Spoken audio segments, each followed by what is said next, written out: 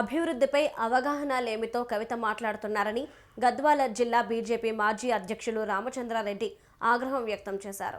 గద్వాల నియోజకవర్గంలో ప్రతి మండల కేంద్రానికి జూనియర్ కాలేజీ తీసుకొచ్చిన ఘనత తమ నాయకురాలిదేనని చెప్పారు.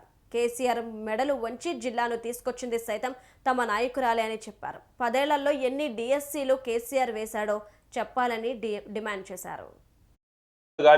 డిగ్రీ కళాశాలలు కానీ మహిళా డిగ్రీ కళాశాలలు కానీ గద్వాల నియోజకవర్గంలో మునిపెన్నడు ఏ నాయకుడు తేని విధంగా ఏ నాయకురాలు తేని విధంగా మేడం తెచ్చింది వాస్తవం కాదా? ఈరోజు జోగులాంబ గద్వాల జిల్లా రావడానికి మీ అయ్య మెడలు వంచి గద్వాల జిల్లా సాధించినటువంటి ఘనత డికే అరుణమ్మ గారిది. నెట్టెంపాడు ద్వారా 2 లక్షల ఎకరాలకు డిజైన్ చేసి దాదాపు 90% నిధులు మన యొక్క గద్వాల నియోజకవర్గం మల్లంపూర్ నియోజకవర్గానికి నెట్టెంపాడు ద్వారా ఇవ్వాలనే సంకల్పంతోన ఆ రోజు కలిపితే మీ యొక్క అయ్య ముఖ్యమంత్రి అయిన తర్వాత 10% ఇవ్వకుండా ఈ రోజు నెట్టెంపాడు ముంచింది వాస్తవం కాదా అంటుండా.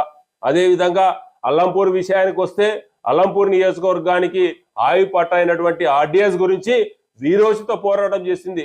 ఎమ్మెల్యే కాకముందే ఇంత లావు రాళ్ళు పెద్ద పెద్ద రాళ్ళు ఆ రోజు రాయలసీమ గుండాలు దాడి